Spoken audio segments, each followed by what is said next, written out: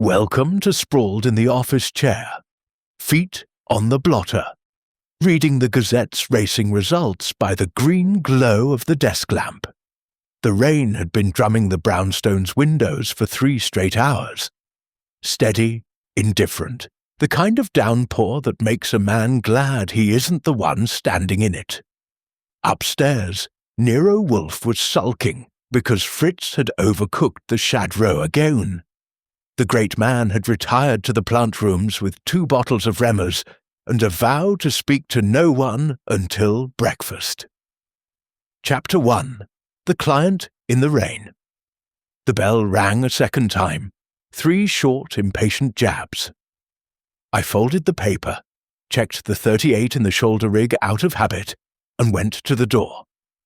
She stood under the awning like a statue someone had forgotten to bring indoors. Black coat dripping, blonde hair plastered to cheeks the colour of fresh cream, eyes the shade of a midnight tide pool, deep enough to drown in if you stared too long. A single diamond winked at her throat, catching the hall light like a warning. "Evening, miss," I said, keeping my voice polite but not inviting. "Mrs. Evelyn van der Velde," she answered, the words clipped. Expensive, frightened. "I need Nero Wolfe, now!" I stepped aside. She crossed the threshold, smelling of gardenias and wet marble.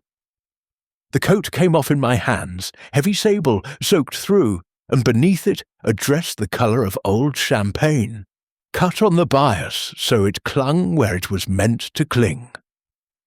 She was 32, maybe 33. The kind of woman who made other women count their blessings, and their husbands count their change.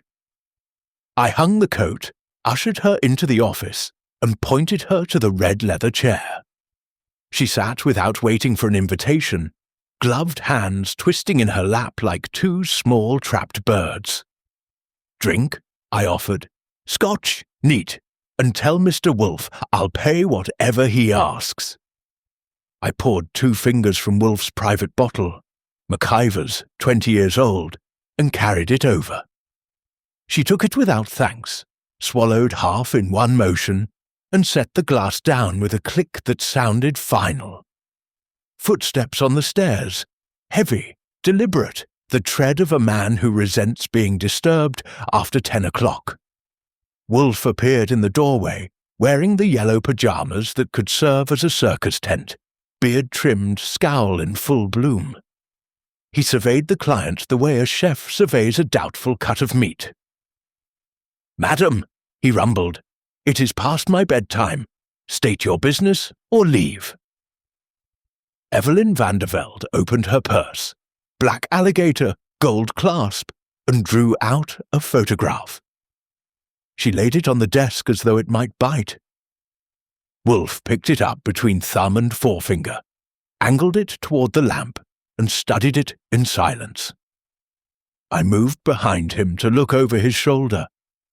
The picture showed a courtyard at night, moonlight on marble, a fountain frozen mid-spurt, water cascading from the lips of 4 bronze dolphins. At the centre of the basin, half submerged, floated a man's body. White dinner jacket, black tie askew, 1 shoe missing. His face was turned away, but the hand that broke the surface was pale, manicured, the nails buffed to a discreet shine. A gold signet ring glinted on the little finger. Evelyn's voice dropped to a whisper that scraped the air. "My husband, Reginald van der Velde, found at 3:12 this morning by the night watchman. The police call it misadventure. Slipped on wet marble, struck his head. They are wrong." Wolfe's eyes narrowed to slits. He set the photograph down exactly where it had been, aligning the corners with the blotter's edge. "Archie," he said, "the checkbook." I fetched it from the safe, uncapped the fountain pen, and waited. "Fee?" I asked. $20,000, Wolfe said, "half in advance." Evelyn didn't blink. She opened the purse again, produced a checkbook bound in burgundy leather, and wrote the figures in a hand that never wavered. The pen scratched like a small, angry insect. She tore the cheque free and slid it across the desk. Wolfe took it, folded it once, and tucked it into the pocket of his pyjamas without looking at the amount. "Details," he said, "all of them. Begin with the household." Evelyn drew a breath that lifted the diamonds at her throat. The Vandervelde Mansion, East 72nd, between Park and Madison, built by my husband's grandfather in 1898. 42 rooms, 12 baths, 1 fountain imported from Carrara in 1910. Staff of 9. Butler, cook, 2 parlour maids, chauffeur, laundress, gardener, night watchman, and Madame Duval, governess to my husband's niece, Lillian. "Niece?" Wolfe prompted. "Reginald's brother's daughter, 19, ward of the estate since her parents died in the Normandy fire. 42, she lives with us. Continue. Last night, rather this morning, Reginald returned from the Stork Club at 1:30. He'd been drinking, but not drunk.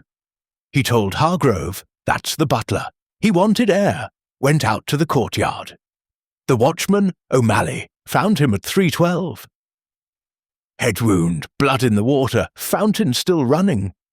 O'Malley shut the valve, telephoned the police. Inspector Kramer arrived at 4.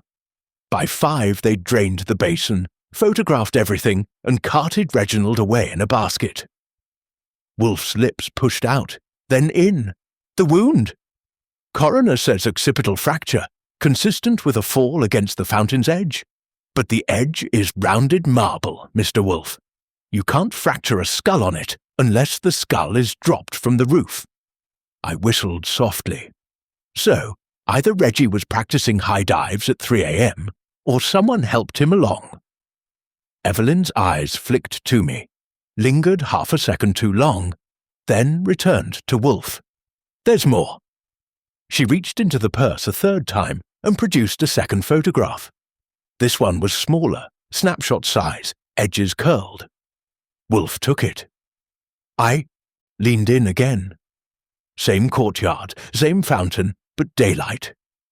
The basin was empty, dry. At the bottom lay a bronze statuette. Venus rising from the shell, about 18 inches high, green with verdigris except where something dark had smeared the base. Found wedged beneath the drainage grate, Evelyn said, after the police left. Hargrove noticed it when he'd turned the water back on. The smears are blood, Mr. Wolfe. Reginald's blood. Wolfe turned the photo over. On the back, in fountain pen ink, "A mon amour, D." Madame Duval, I guessed. Evelyn nodded. She denies owning the statuette, says she's never seen it. Wolfe placed both photographs side by side, aligned them with the blotter's edge again, and sat back. The chair creaked in protest. "Archie," he said, "telephone Saul Panzer. Tell him to meet us at the mansion at 7 sharp. Tell Fritz we will want breakfast for 3. Oatmeal, poached eggs, grilled country sausage, brioche, and the wild thyme honey. Mrs. Vandervelde will remain here tonight. The guest room is to be prepared." Evelyn opened her mouth. Protest or gratitude, hard to tell. But Wolfe raised one finger. "You are exhausted, madam, and in no state to return to a house full of suspects.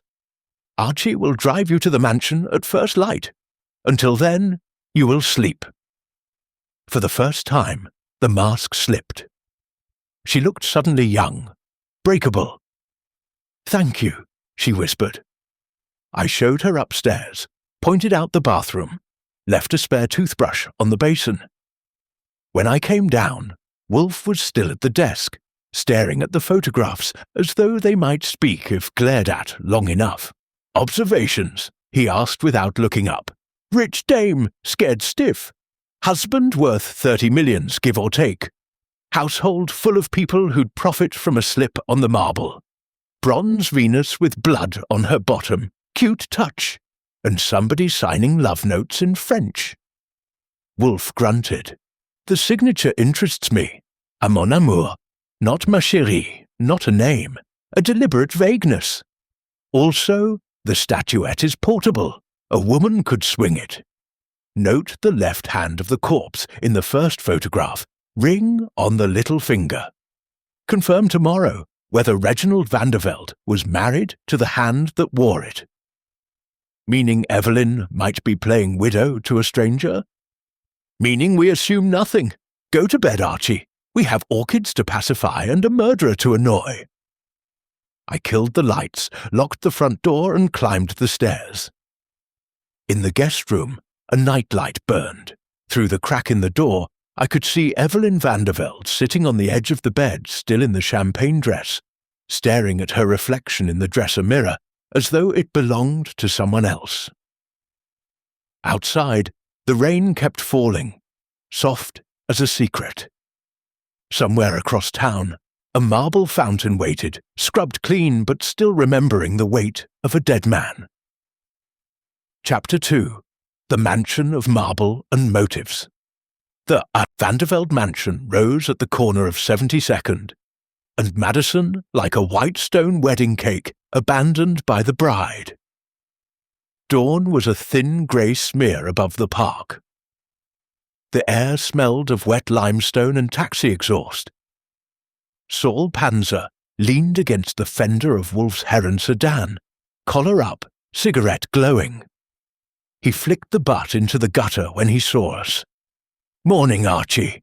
The inspector's already inside, chewing the wallpaper." Wolfe grunted, levered himself out of the car, and stood surveying the facade. 4 stories of Beaux-Arts excess. Balconies, cornices, gargoyles with their mouths open in permanent surprise. A uniformed patrolman guarded the front steps. He recognized Wolfe and stepped aside without a word. Inside, the foyer could have swallowed Grand Central. Black and white marble floor, double staircase curving up like a pair of swan's necks. A chandelier the size of a Buick dripped crystal tears. Somewhere, a clock struck 7, the notes hanging in the air like expensive perfume. Inspector Kramer met us in the doorway to the drawing room, cigar clamped between his teeth, eyes red from lack of sleep. "Goodwin, tell your boss this is police business." "Will do, Inspector," I said, "right after we find the murder weapon you missed." Kramer's jaw worked. The cigar nearly snapped in half. Wolfe sailed past him as though he were a piece of inconvenient furniture. The courtyard lay through French doors at the rear. Flagstones the colour of old pearls. Boxwood clipped into perfect spheres. And in the centre, the fountain, Carrara marble, dolphins spouting into a scalloped basin 12 feet across. The water had been turned off. The basin was empty, the bottom streaked rust brown where blood had dried. A bronze Venus, 18 inches high, green with age, lay on a plastic evidence sheet beside the fountain. The base was crusted dark. A photographer's flash popped. The glare turned the statue momentarily white. Wolfe crouched, belly folding like an accordion, and studied the wound pattern on the plaster cast of Reginald's skull the police had left behind. He traced the depression with one finger. "Archie, note the angle. The blow came from below and behind. The killer is shorter than the victim, 5'6", perhaps 5'7", left-handed." Saul squatted beside him, left-handed and strong. That statue weighs 12 pounds. I scanned the courtyard. No footprints in the soft earth of the flower beds. Rain had obliterated everything. But the valve handle on the fountain supply pipe was wrapped with fresh friction tape. Someone had handled it recently, and carefully. Kramer loomed behind us. "Coroner says Vandervelde slipped, cracked his head on the rim. End of story." Wolfe straightened, joints creaking. "The rim is rounded, Inspector. A man would need to fall from the 2nd story to sustain that fracture. Observe the statuette. The blood is on the base, not the figure. It was used as a club, then placed in the basin to suggest accident." Kramer chewed that over. didn't like the taste.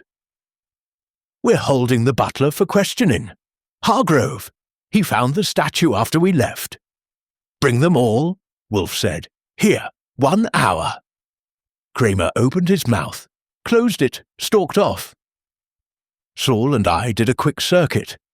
The courtyard was enclosed on 3 sides by the house, the 4th by a 12-foot brick wall topped with iron spikes. Gate padlocked from inside. No way in or out except through the mansion. In the shadow of the boxwood, I found a single white gardenia, crushed, petals bruised. I pocketed it. At 8 sharp, the suspects assembled in the long gallery. 40 feet of parquet, ancestral portraits glaring down like they'd seen everything and disapproved. Wolfe took the Louis-Quinze chair at the head. It groaned but held. I stood behind him. Saul melted into the draperies. Clarissa van der Velde, Reginald's sister, sat ramrod straight, black dress buttoned to the throat, hair scraped back so tight her scalp shone. 55, horse-faced, left-handed. She buttered her morning roll with the wrong hand. She had been cut out of the will 6 months ago after a quarrel over family trusts. Victor Lang, partner in Van der Velde Shipping, paced in front of the fireplace, sweat shining on his bald spot despite the chill.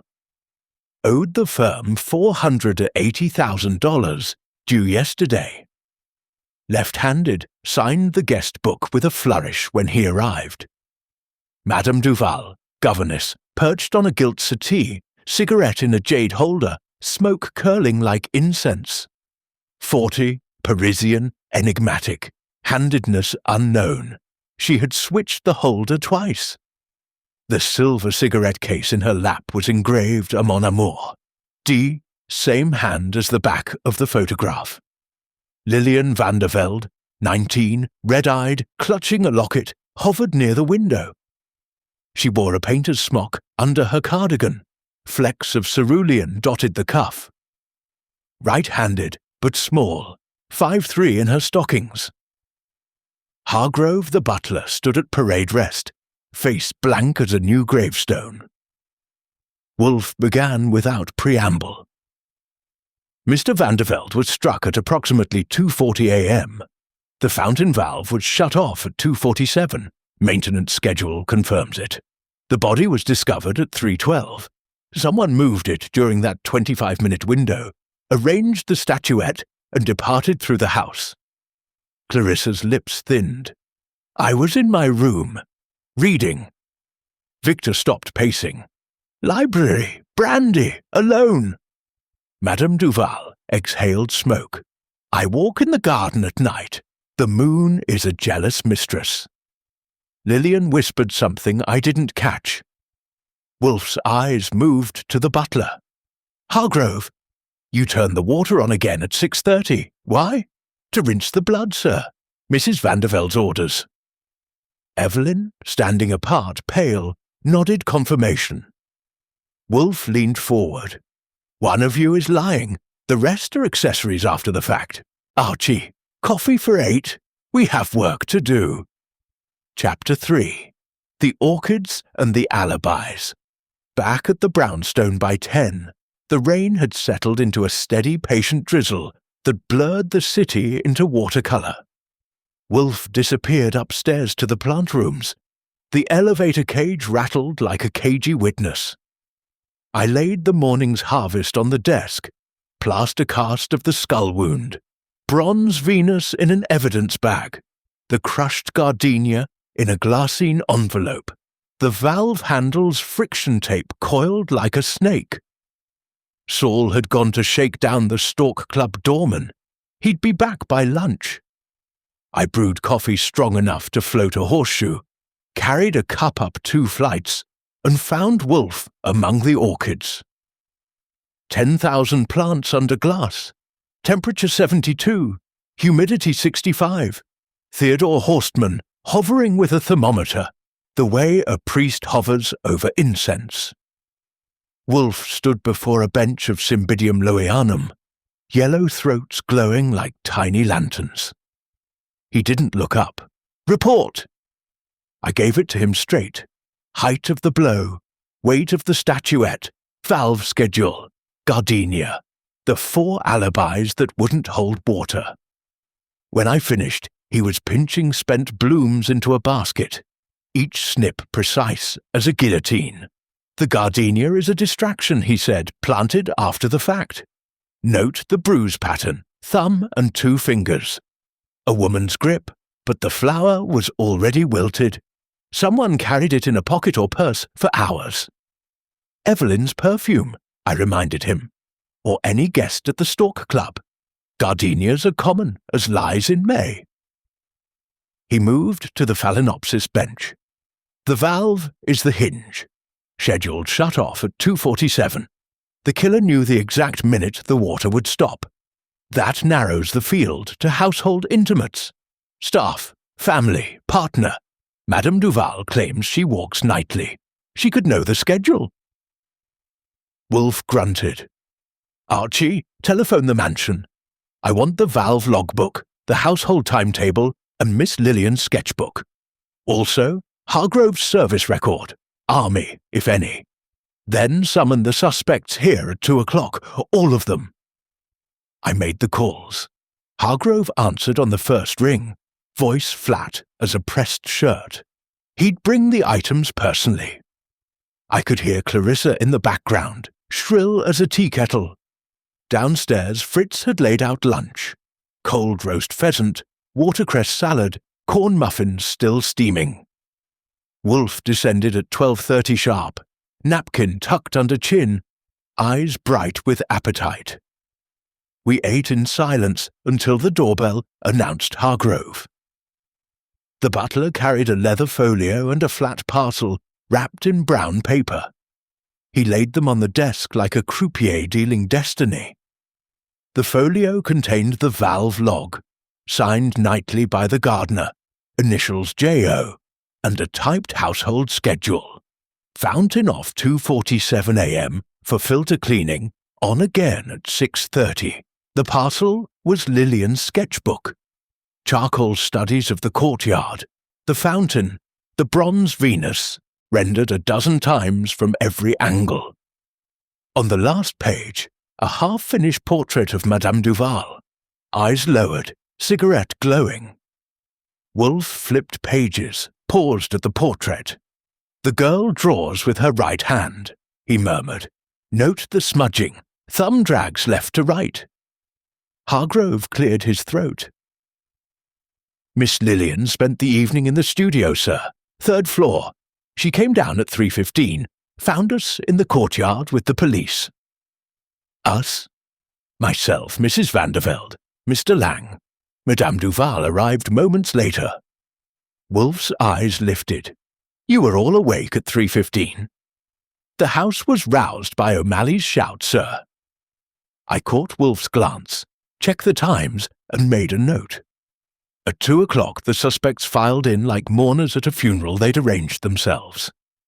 Wolfe had arranged the office like a courtroom. His desk the bench, red leather chair for witnesses, straight-back chairs in a semicircle. I stood by the door, notebook ready. Clarissa entered first, nostrils flared as though the air offended her. Victor Lang followed, tie askew, smelling of last night's brandy. Madame Duval glided in perfume and cigarette smoke. Lillian trailed, paint still under her nails. Evelyn brought up the rear, pale but composed. Hargrove took station by the globe. Wolfe wasted no ceremony. "Each of you will recount your movements from midnight to 4 a.m. Begin with Miss Vandervelde." Clarissa's voice could have etched glass. "I retired at 11:30. Read Jane Eyre until 2. Heard nothing until the watchman's alarm. Victor, library, brandy, dozed in the leather chair. Woke when Hargrove knocked at 3:20. Madame Duval smiled around her cigarette. I walk the garden when I cannot sleep. Last night the moon was full. I was there from 2 until 3. I saw no one. Lillian's whisper barely stirred the air. Studio painting, I came down when I heard screaming. Evelyn, I slept poorly, took a pill at 1, woke at 3:12 to police sirens. Wolfe let the silence stretch until it squeaked. Then he opened the valve log and laid it on the desk. The fountain shut off at 2:47. The body was placed in the basin after the water stopped. Blood would have washed away otherwise. Someone knew the precise minute. Miss Lillian, your sketchbook shows the fountain dry in several studies. When did you last draw it empty? Lillian flushed. Last week. The gardener drains it every Tuesday for cleaning. Yet the log shows Tuesday and nightly filter cycles. You knew both schedules. I help J.O. sometimes with the koi. Wolfe turned to Madame Duval. You claim to walk at 2. Did you see Miss Lillian in the studio window? The governess hesitated a fraction too long. The studio is dark at night. I saw only moonlight. Victor Lang shifted.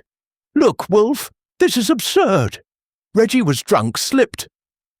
Wolfe cut him off with a glance that could freeze gin. Mr. Lang, your debt is $480,000 due yesterday. Mr. Vandervelde refused extension. You were in the library, 20 feet from the courtyard door. Did you hear the fountain stop? Lang's bald spot glistened. I was asleep. Clarissa leaned forward. My brother was ruining the company with his extravagance, but I was in my room. Wolfe's voice dropped to a purr. All of you were awake, or claimed to be. Yet no one heard the blow, the body being moved, the statuette placed. Remarkable acoustics. He lifted the bronze Venus. This weighed 12 pounds. The blow required strength and leverage. Miss Lillian is 5'3", right-handed, paints with controlled fury. Madame Duval is 5'6", ambidextrous. Note the cigarette holder switched twice. Mr. Lang is 5'10", left-handed, desperate. Miss Clarissa, 5'8", left-handed, disinherited. Mrs. Vandervelde, 5'7", motive unknown. Evelyn's chin lifted. I loved my husband. Wolfe set the statue down with a thud. Love is a word with many meanings. Archie, the photographs. I laid out the courtyard shots. Moonlight, body, hand with the signet ring. Wolfe tapped the ring. Reginald Vandervelde wore this on his left hand. The corpse's hand is right. Observe the thumb position. Someone dressed a substitute corpse. The room went very still. Outside, a taxi backfired. Inside, you could hear hearts skipping beats. Wolfe leaned back. We will reconvene at the mansion tonight. 11 o'clock. The fountain will be dry. Bring flashlights and conscience. He rose. The interview was over. As the suspects filed out, Lillian lingered. Her eyes met mine, pleading, terrified. She slipped something into my hand, a folded scrap of sketchbook paper. I waited until the door closed, then unfolded it. A charcoal doodle, the bronze Venus, but the face was Madame Duval's, and at the base, in tiny letters, help me. I looked up. Wolfe was watching, eyebrow raised like a drawn bow. Archie, he said softly, we have a confession to extract, and a forgery to unmask. The orchids rustled overhead, as though they, too, were listening. Chapter 4. The Red Herring Ballroom. 11 o'clock sharp, the mansion's courtyard had been transformed into a stage set for a murder that refused to stay buried. Hargrove and the gardener had drained the fountain again. The marble basin yawned empty, lit by 4 standing floods that turned the dolphins into white ghosts. The bronze Venus stood on a velvet plinth at the center, spotless, as though she had never tasted blood. Wolfe arrived in a dinner jacket that strained at every seam, leaning on his cane like Moses about to part the Red Sea. I followed with a flashlight in one hand and Lillian's folded sketch in the other. The suspects waited in a loose semicircle, breath fogging in the cold. Evelyn wore black velvet and diamonds, Clarissa, bombazine and contempt. Victor Lang, a tuxedo that smelled of mothballs. Madame Duval, a cape of silver fox. Lillian, paint-stained jeans and a sweater 2 sizes too large. Hargrove stood at attention beside a silver tray of champagne flutes, Wolfe's idea of psychological warfare. Wolfe tapped the plinth with his cane. Tonight we reenact the crime. The fountain will remain dry. Each of you will take the position you claim at 2:40 a.m. Miss Lillian, you are in the studio. Demonstrate. Lillian climbed the temporary scaffold the gardener had erected, 3 steps to a platform level with the 3rd-floor studio window. She raised a paintbrush as though dabbing an invisible canvas. The floods caught the tremor in her wrist. Madame Duval, Wolfe continued, the garden path. The governess glided to the gravel walk, cape swirling. She struck a match, lit a cigarette, and exhaled toward the moon. Mr. Lang, the library door. Victor shuffled to the French doors, 20 feet away, and mimed turning a page. Miss Clarissa, your bedroom balcony. Clarissa mounted the iron stairs to the 2nd-floor terrace, arms folded like a gargoyle. Mrs. Vandervelde, the master suite window. Evelyn took the 1st-floor bay, hands clasped at her throat. Wolfe nodded to me. I killed the floods. Darkness swallowed the courtyard. Only the moon and the glow from windows remained. Somewhere, a nightbird called, lonely as a wrong answer. Wolfe's voice cut the dark. 2:47, the valve shuts, silence. We waited. 30 seconds, a minute. The only sound was gravel shifting under Madame Duval's heel. Then, clank. The bronze Venus toppled from the plinth, struck the marble with a hollow gong. Every head snapped toward the sound. I flicked my flashlight. The statue lay on its side, base up. Someone had loosened the mounting bolt. Wolfe's chuckle rumbled. The killer planned a second performance. Archie, restore the lights. Floods blazed. The suspects blinked like owls. Wolfe pointed his cane at the statue. Note the base. Fresh scratches, file marks. Someone intended it to fall at the climax. A distraction, but distractions are two-edged. He turned to Lillian on the scaffold. Miss Vandervelde, descend, bring your brush. She obeyed, brush trembling. Wolfe took it, examined the bristles, cerulean paint still wet. You painted tonight? I couldn't sleep. Wolfe handed the brush to me. Smell. I did. Turpentine, linseed, and something metallic. Blood.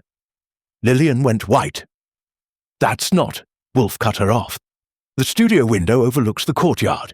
You saw the murder, you painted it, then you hid the canvas. He produced the folded sketch I'd pocketed earlier. Unfolded, it revealed not a doodle, but a detailed study. The fountain dry. A figure in a white dinner jacket crumpled at the edge. Another figure, small, dark-haired, raising the Venus high. The killer's face was scratched out, but the stance was unmistakable. Madame Duval dropped her cigarette. Mon Dieu! Victor Lang took a step back. This is insane! Wolfe's voice cracked like a whip. Mr. Lang, you owe $500,000. You were in the library, 20 feet away. You heard the valve shut. You saw the blow. You helped move the body to buy time for a forged will. But the forger was not you. He turned to Clarissa. You were disinherited. You hated your brother, but you are 5'8". The blow came from 5'6" or lower. You could not reach. Clarissa's lips curled. I would have used poison.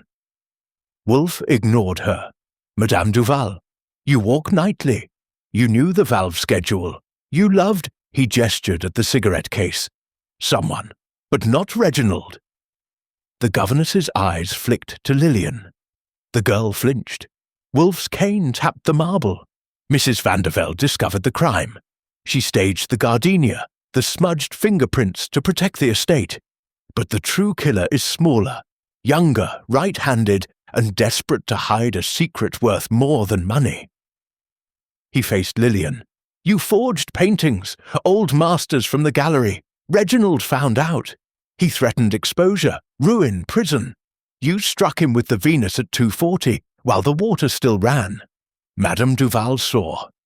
She helped you move the body after the valve shut to destroy evidence. Mr. Lang arrived, saw opportunity, demanded a cut. Mrs. Vandervelde found you at 3:12 and covered the traces. Lillian's knees buckled. Madame Duval caught her. The cape fell away, revealing a paint-stained smock beneath. Wolfe signalled. I stepped forward with cuffs.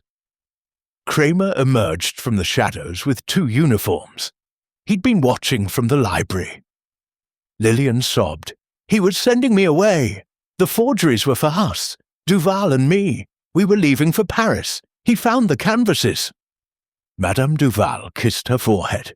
Ma petite, it is finished. Victor Lang bolted for the gate.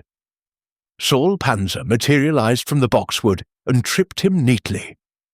Clarissa watched, dry-eyed, as though observing a poorly rehearsed play. Wolfe turned to Evelyn. Madam, your check is earned. The police will need statements. Evelyn nodded, tears glittering like the fountain's lost water.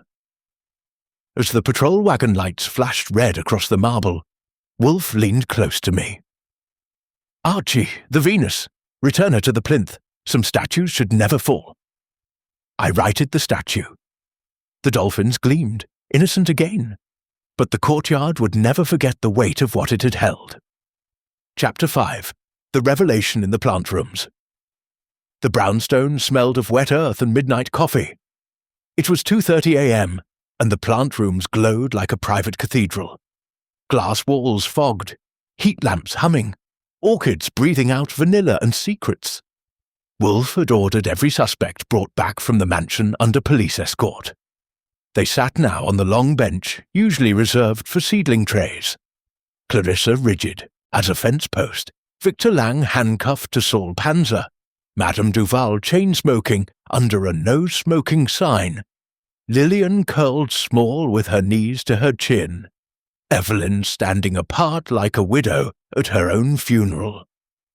2 uniforms flanked the door.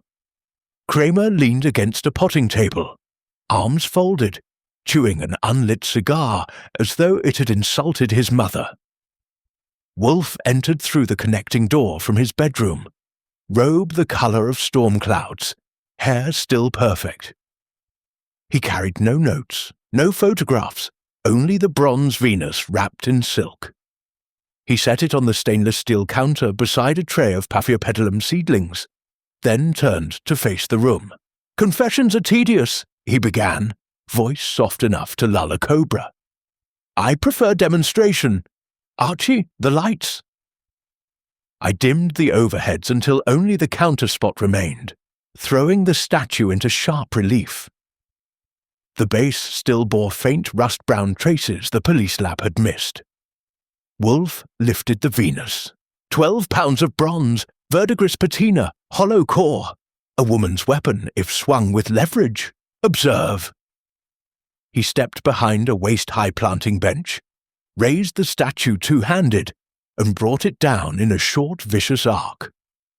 The base struck the bench edge with a dull thunk. Seedlings jumped. 5'6" stature, he said, right-handed. The blow lands here. He tapped the back of his own skull, just above the occipital ridge. Fracture consistent with the cast. Now, the timing.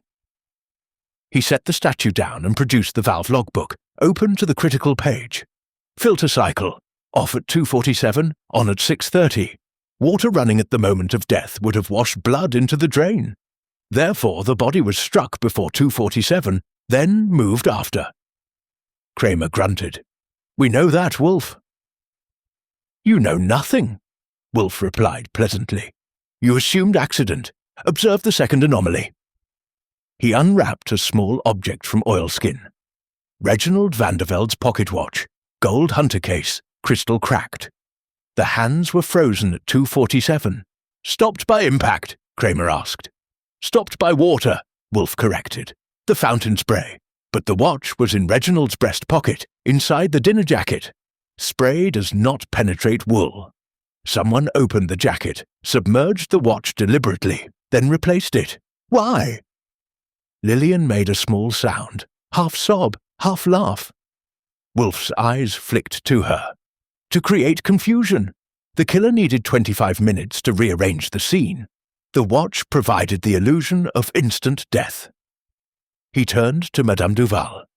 "You saw the blow from the garden path. You helped move the body. You wiped the statue with your scarf. Silk fibres embedded in the verdigris. You planted the gardenia from Mrs. Vanderveld's dressing table to implicate her." Duval crushed her cigarette under a silver slipper. "Oui." I saw Lillian strike him. He had found the forgeries. 3 paintings sold to a Zurich dealer for $200,000. He threatened prison. She panicked. Lillian lifted her head. "He called me a criminal in front of her." Her voice cracked. "He said he'd send me to a convent in Canada. I grabbed the Venus from the niche. He laughed, said it was worthless. I hit him. Once, he fell into the water. It was still running." Wolfe nodded. "You dragged him to the rim after the valve shut. Madame Duval closed the jacket, stopped the watch in the residual puddle.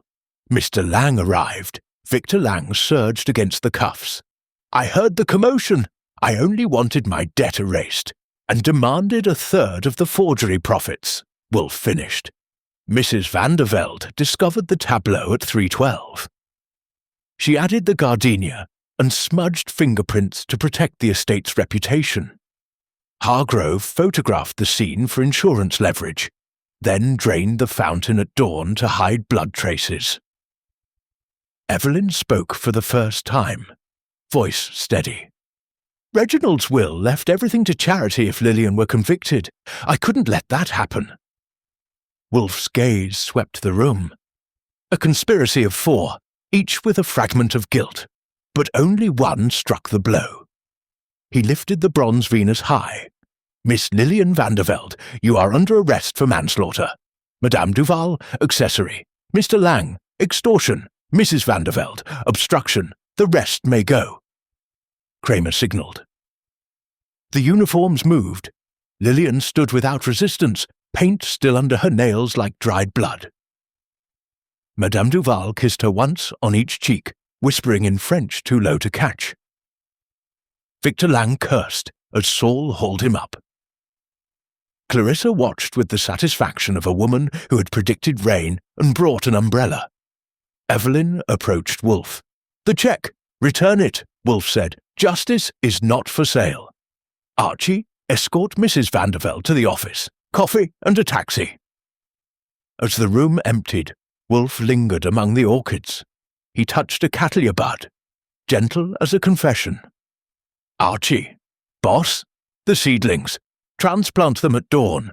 Some things must be moved before they root in the wrong soil." I looked at the bronze Venus, now just a statue again. "And the fountain? Let it run. Water forgets faster than marble." Downstairs, Fritz had laid out cold roast beef and beer. Wolfe ate in silence while the city outside began to pale toward morning. Somewhere across town, a 19-year-old girl was learning the weight of 12 pounds of bronze. Somewhere else, a governess was choosing between love and a prison cell. I poured myself a finger of rye and toasted the quiet. Another case closed, another secret drowned. The orchids kept their own counsel, and the brownstone settled back into its familiar hush, waiting for the next doorbell at 11:07. Chapter 6. Justice and Shadbush Dawn crept in through the office windows like a thief who had forgotten his mask. The rain had stopped some time after. 4. The city smelled of wet pavement and coffee from the all-night diner on 9th. Wolfe sat behind his desk, yellow pajamas swapped for a fresh shirting of canary silk, beard trimmed to the millimetre. Fritz moved around us with the silent efficiency of a battleship, setting out breakfast: shad roe en cocotte, grilled shadbush muffins, poached eggs trembling on toast points, wild-thyme honey in a crystal boat, and a silver pot of coffee that could wake the dead. I poured. Wolfe buttered a muffin with the solemnity of a priest breaking bread. The cheque from Evelyn Vandervelde, 20,000 uncashed, lay on the blotter between us like an uninvited guest. "Return it," Wolfe said, mouth half full. "We were retained to find a murderer, not to launder reputations." I folded the cheque once, slipped it into an envelope, and addressed it to the Vandervelde estate. Saul Panzer would deliver it later. He owed me a favour, and I owed him a bottle of decent rye. The Gazette lay open to the morning edition. Headline in 2-inch type: Vandervelde niece confesses in fountain slaying.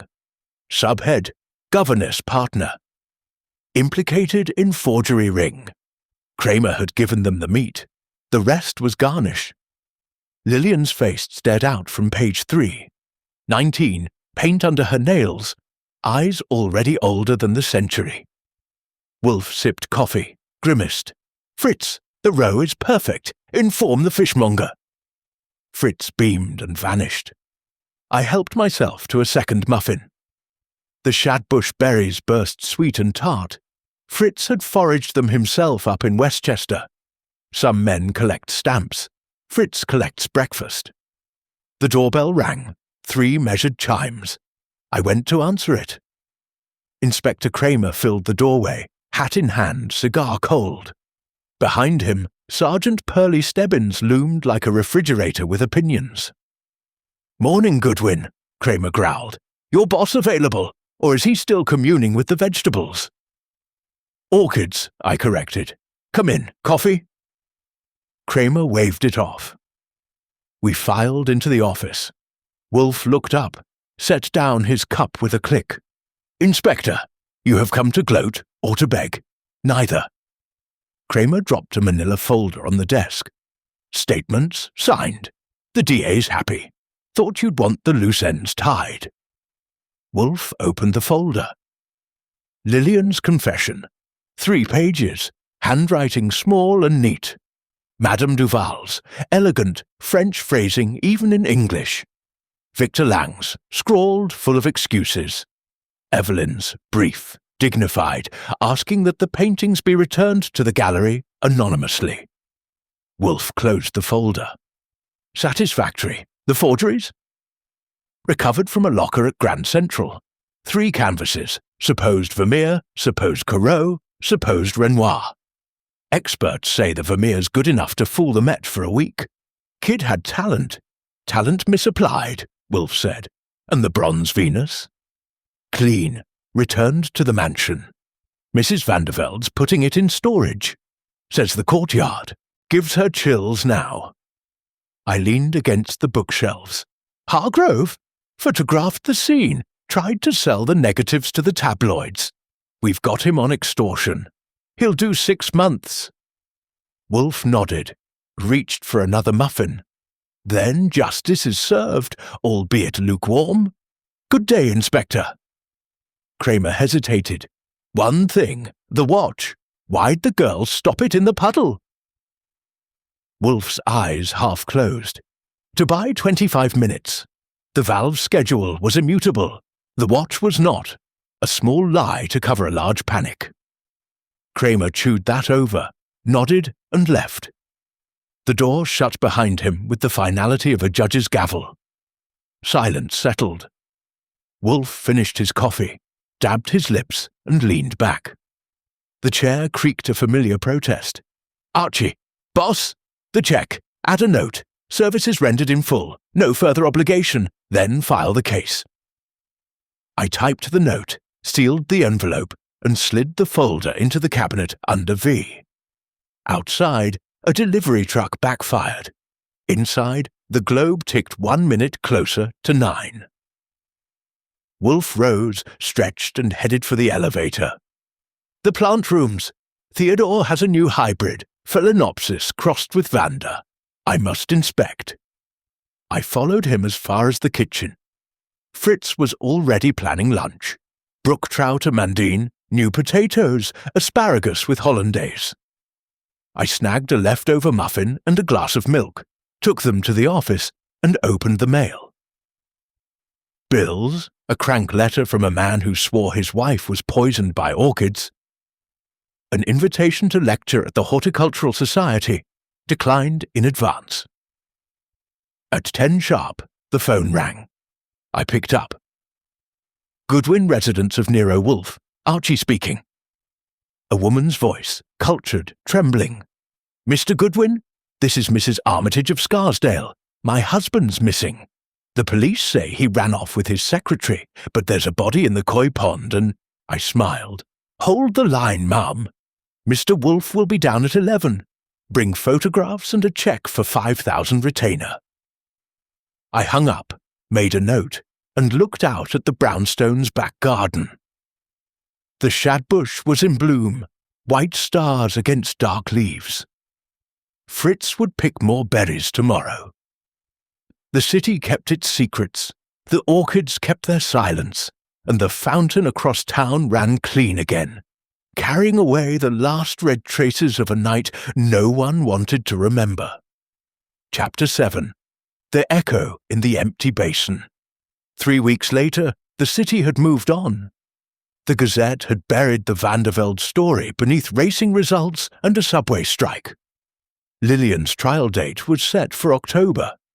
Madame Duval had taken a plea for accessory and would serve 18 months at Bedford Hills. Victor Lang's lawyers were angling for manslaughter with a side of diminished capacity. Evelyn Vandervelde had sailed for Europe on the Queen Mary, black veil and all, leaving the mansion shuttered and the fountain dry. I was in the office balancing the checkbook, Wolfe's least favourite, chore, when the mail brought a plain manila envelope, no return address, postmarked Grand Central Station. Inside, a single photograph and a brass key. The photograph showed the courtyard at twilight. The bronze Venus was back on her plinth, but someone had draped a black ribbon around her neck like a noose. At the bottom of the basin, chalked in white, "The water remembers." The key was old, Yale mortise, stamped V12. I turned it over in my palm and felt the hairs rise on my neck. Wolfe descended at 11 sharp, sniffed the air and scowled. "Archie, you have the look of a man who has opened Pandora's mail." I laid the envelope on the desk. He studied the photograph through his magnifying lens, lips pushing in and out like a goldfish contemplating philosophy. "V12, he murmured. "The mansion's wine cellar, 12th rack, vintage port. Mrs. Vandervelde mentioned a hidden compartment. Someone has been busy." "Postmarks yesterday," I said. "Whoever sent this was in the house after Evelyn left." Wolfe set the photo down. "Telephone Saul. We will visit the mansion at 2. Bring the 38 and a flashlight." Saul met us at the service entrance on 72nd. The shutters were drawn. The brass knocker wore a patina of neglect. Our footsteps echoed in the marble foyer like gunshots in a cathedral. Hargrove had been fired. The new caretaker, a taciturn Swede named Olsson, let us in with a grunt and a keyring the size of a horseshoe. We descended to the cellar, stone steps worn concave, air thick with cork dust and the ghost of vintage Bordeaux. Rack 512 held dust-covered bottles of 1928 Fonseca. Wolfe ran his fingers along the underside of the shelf and found a small brass plate. The key slid home with a soft click. A panel swung inward, revealing a cubby no larger than a bread box. Inside, a leather-bound ledger, a roll of canvas, and a reel-to-reel tape. Wolfe lifted the ledger first. Pages filled with meticulous entries. Dates, painting titles, buyers, prices. Lillian's forgery ledger, 23 canvases, total take just under $3 million. The last entry dated the night of the murder, Renoir, Bathers, Zurich, $450,000 pending. The canvas unrolled to reveal a small oil study, Reginald Vanderveld's face, eyes wide, mouth open in mid-scream, painted in Lillian's hand. At the bottom, in red pigment still tacky, he saw too much. The tape was labelled in the same red, "Play Me." Saul produced a portable player from his satchel. We threaded the reel. Static, then a girl's voice, Lillian's, trembling but clear. "If you're hearing this, I'm gone. The forgeries were never about money, they were about leaving. Duval and I, we had a buyer in Paris, a life. Uncle Reggie found the ledger. He laughed, said he'd burn the paintings and me with them. I didn't mean to kill him. The Venus was in my hand before I knew it. The water was running. It sounded like applause." A pause, a sob. "Duval helped me move him. Lang wanted in. Aunt Evelyn covered for the family name.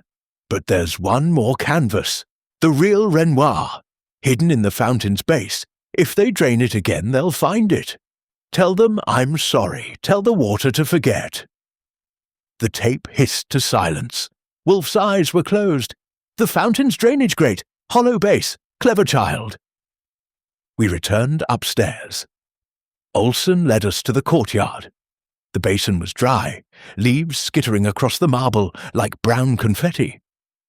Wolfe knelt, an operation requiring both hands and a grunt, and tapped the dolphin's plinth, hollow. I fetched a crowbar from the gardener's shed. 10 minutes later, the grate lifted. Inside the pedestal cavity, a metal tube sealed with wax. Inside the tube, a canvas rolled tight as a diploma. I unrolled it under the floods. Renoir's Bathers at Asnières, small, luminous, unmistakably genuine. The signature sang, "Value, north of 2 million, maybe 3. Wolfe stared at it for a long minute. The child painted forgeries to fund freedom, then hid the masterpiece to fund remorse. Return it to the Metropolitan anonymously. Let the insurance company squabble.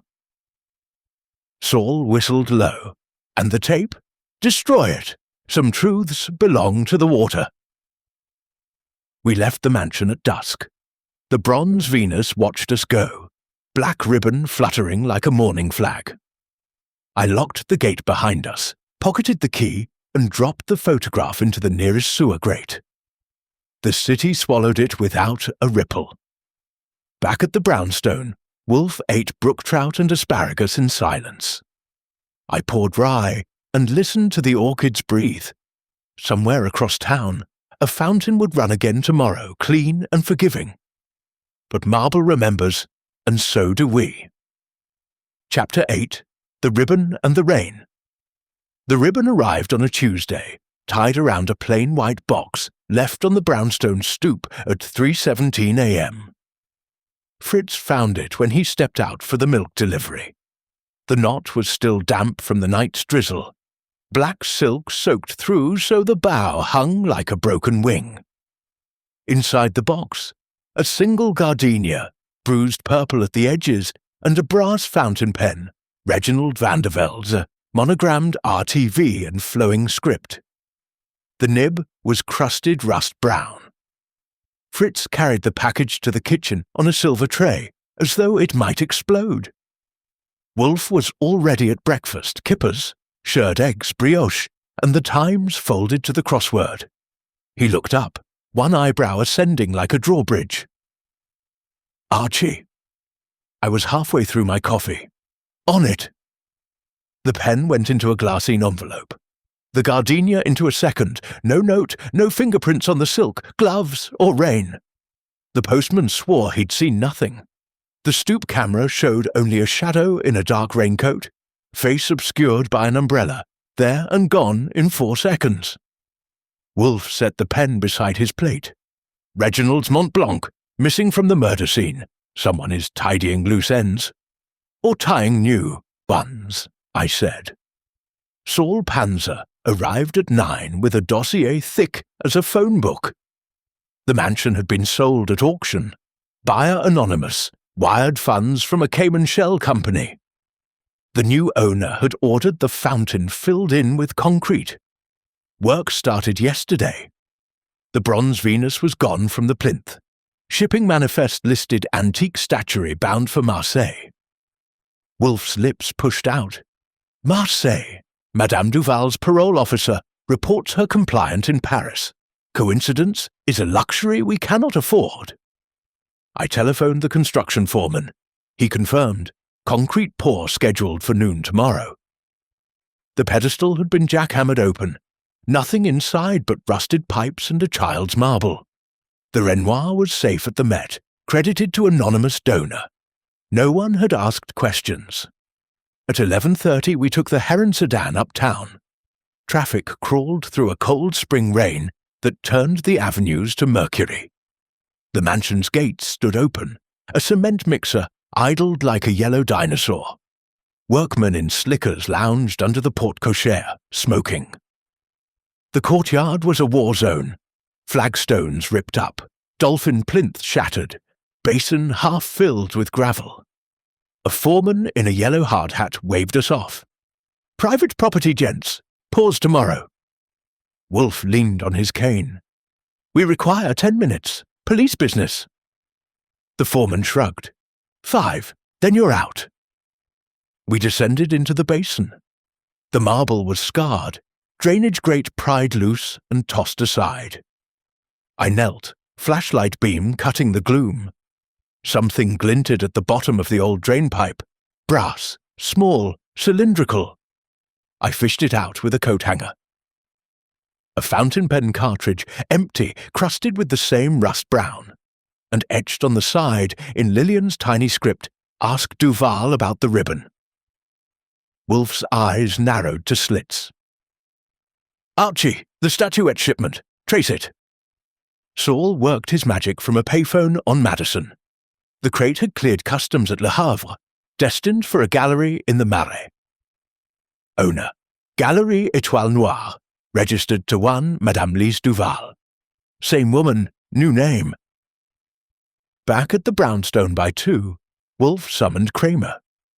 The inspector arrived chewing a fresh cigar and suspicion in equal measure. Duval skipped parole, he growled. Left a note for her officer. Family emergency. We're liaising with Interpol. Wolfe laid the pen, the cartridge, the ribbon on the desk like pieces in a child's game. The gardenia was refrigerated. Bruising indicates 48 hours post-mortem. The ribbon matches the one on the Venus in the anonymous photograph. Someone removed the statue, planted the pen, and mailed the box from Grand Central to lure us here. Kramer scowled. Lillian? Bedford Hills? Ironclad alibi? Then who? Wolfe steepled his fingers. The buyer. 3 million in forgeries. 1 genuine Renoir, unaccounted for in the ledger. Someone believes the masterpiece is still hidden. They filled the fountain to force retrieval. I snapped my fingers. The concrete pour. Trap. They'll hit it tonight before the slab sets. Kramer reached for the phone. Stakeout. My men will frighten them off, Wolfe interrupted. Archie and Saul will suffice. You will wait at the precinct with a warrant for Madame Duval's arrest on parole violation and conspiracy. Kramer grumbled but left. Wolfe retired to the plant rooms. I cleaned the 38, pocketed the brass key from Chapter 7, and met Saul at dusk. We entered the mansion through the service tunnel. Olsen, the caretaker, had been paid to look the other way. The courtyard was lit by a single work lamp, rain hissing on the plastic sheeting over the gravel. We took positions, Saul behind the shattered plinth, me in the shadow of the boxwood. Midnight. The rain thickened. Footsteps, soft, deliberate on the wet flagstones. A figure in a black slicker, hood up, carrying a pry bar and a flashlight. Small stature, 5'6", right-handed grip. The figure knelt at the drainpipe, probed with the bar. I stepped out. 38 steady. Evening, Madame Duval. Or should I say Lisa? The hood fell back. Not Duval. Clarissa Vandervelde. Hair hacked short, face gaunt, eyes burning with 3 weeks of sleepless hate. You, she spat. Always you. She swung the pry bar. I ducked. The bar clanged off the plinth. Saul tackled her from behind. The flashlight spun away, beam slicing the rain like a scalpel. Clarissa fought like a cornered cat. The Renoir's mine. Reggie promised me the gallery wing. Then the little bitch stole everything. Saul cuffed her. I retrieved the pry bar, wrapped at the tip with the same black ribbon still damp. Headlights swept the courtyard. Kramer's unmarked sedan. Uniforms poured out. Clarissa was read her rights while rain plastered her hair to her skull. At the precinct, she sang. She'd orchestrated the sale of the forgeries from prison correspondence with Duval. The real Renoir had been rolled inside a fake, one canvas concealing another. She'd hidden it in the fountain's drainage chase the night of the murder, planning to retrieve it after the will cleared probate. Lillian's confession derailed everything. Clarissa had bribed Olson, staged the ribbon and pen to flush out the painting's location, and hired the Marseille Gallery as a blind. The concrete pour was cancelled. Divers retrieved the rolled Renoir at dawn, pristine, worth $4 million on the open market. Clarissa faced charges of conspiracy, fraud, and attempted theft. The ribbon went into evidence tagged Exhibit Q. Back at the brownstone, Wolfe ate sole meunière and listened to the rain taper off. I poured rye and watched the gardenia wilt in its glassine tomb. Archie! Boss! The ribbon! Burn it! Some echoes are best silenced. I struck a match. The silk flared, curled, became ash. Outside, the city dried its tears. And the fountain, wherever it was now, waited for new water, new secrets, case closed, for good this time. Chapter 9. The Last Drop. The gardenia ash still smouldered in the ashtray when the doorbell rang at 6:42 a.m., a single deliberate push, as though the caller knew exactly how early was too early. Fritz was already at the stove, humming over crêpe Suzette. Wolfe was still abed, dreaming of orchids and justice in equal measure. I pulled on a robe, checked the 38 out of habit, and opened the door. A boy, no more than 12, stood on the stoop in a yellow slicker, 2 sizes too large, water dripping from the hem. In his gloved hands he held a tin lunchbox painted with faded circus elephants. His eyes were the colour of wet slate. "Message for Mr. Wolfe," he said, voice cracking on the W. "From the fountain." I took the box. It was heavier than it looked, cold as a gravestone. The latch was sealed with red wax, impressed by a signet ring. RTV, Reginald's ring, the one missing from the corpse's finger. I tipped the kid a dime and shut the door. Upstairs, Wolfe was already in the plant rooms, robe flapping like a sail. I carried the lunchbox on a tray as though it might bite. Theodore Horseman took one look and retreated behind the Catlius. Wolfe weighed the box in one hand. "Open it." Inside, nested in oil-soaked cotton. A glass vial the length of my thumb, stoppered with cork, filled with dark liquid. A strip of onion skin was taped to the side, typewritten in block capitals, "Last drop of the fountain. Drink and remember." The liquid swirled, viscous, metallic, flecked with gold. I uncorked it. The smell hit like a fist. Copper, gardenias, and something chemical. Formaldehyde, maybe. Wolfe's nostrils flared. "Blood, preserved and gold leaf, a memento mori." He set the vial on the potting bench beside a tray of dendrobium seedlings. "Archie, telephone Dr. Vollmer, then Kramer. then the lab at Bellevue. By 8, the office looked like a crime scene. Doc Vollmer, our tame physician, drew a sample with a syringe, eyes widening behind his glasses. Human, type O positive. Matches Vanderveld's medical file. And the gold leaf is 24 carat, dissolved in aqua regia. Someone went to trouble. Kramer arrived with Pearly Stebbins and a warrant tech. The lunch box went into evidence. The boy had vanished into the morning mist. Street cameras showed him stepping off a crosstown bus at 6:15. No adult in sight. A ghost with a delivery route. Wolfe paced, 3 steps one way, 3 back, cane tapping like a metronome. The fountain was filled with concrete. Clarissa is in custody, Duval in Paris, Lillian in Bedford. Yet the blood is fresh, coagulated, not clotted, drawn within 48 hours. I snapped my fingers. The marble. They poured concrete, but the drainage chase runs under the foundation. Someone tapped the old pipe. Saul Panzer confirmed it by noon. Construction crew had broken into a sealed lead line beneath the basin. 6 feet of stagnant water, black as ink. They'd pumped it into a tanker for disposal. The tanker was parked at a city yard in Queens, waiting for hazmat clearance. We drove out in Wolfe's sedan, rain starting again in fat, reluctant drops. The yard smelled of diesel and wet dog. The tanker, rust-red stenciled NYC sanitation, sat under a sodium lamp. A uniformed rookie guarded it, bored and damp.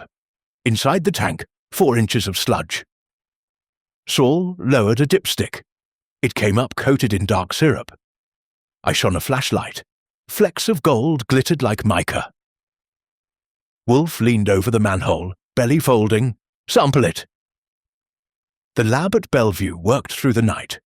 Results by dawn. Human blood. O positive. Matched to Reginald Vanderveld via DNA. First time the city had used the new technique on a closed case. Mixed with embalming fluid, gold leaf and trace gardenia oil. Volume, 1 pint. Drawn post-mortem, likely from the coroner's slab. Kramer exploded. Someone stole from the morgue! Wolfe's voice was soft thunder.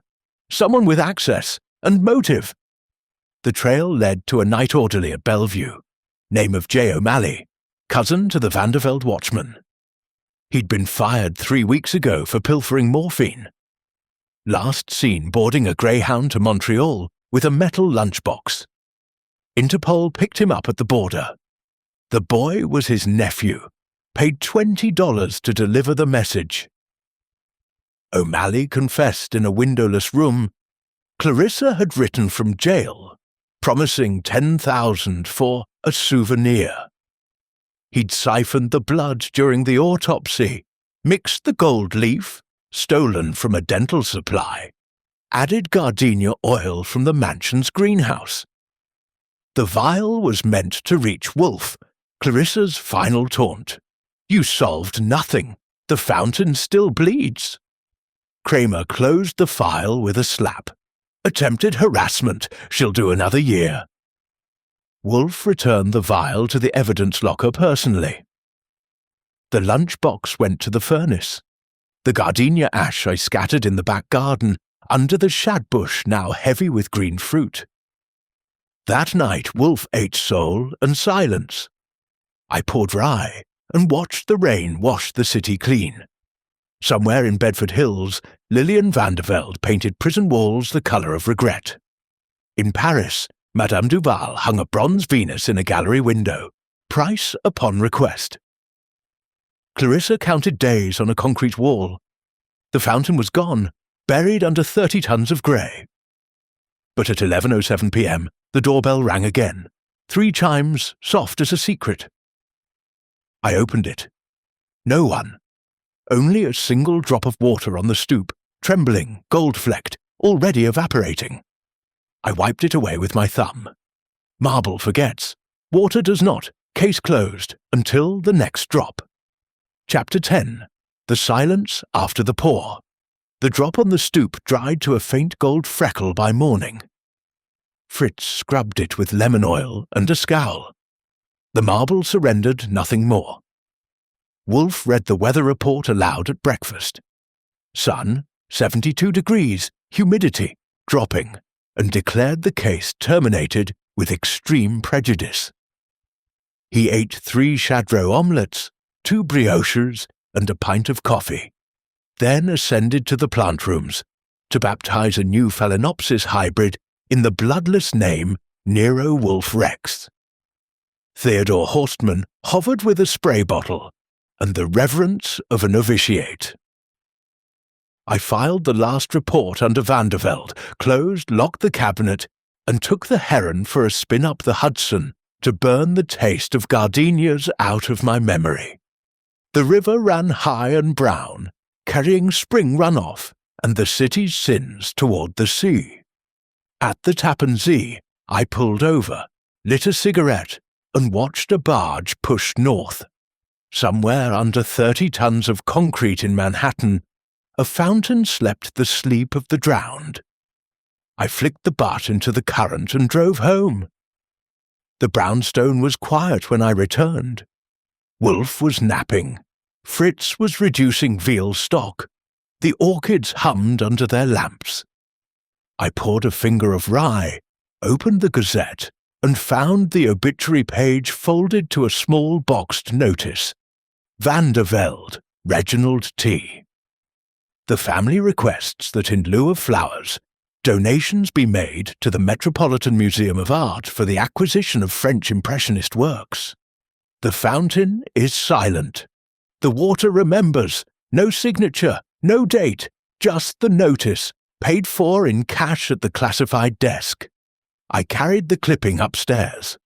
Wolfe was at the centre bench, repotting a cattleya with the concentration of a bomb tech.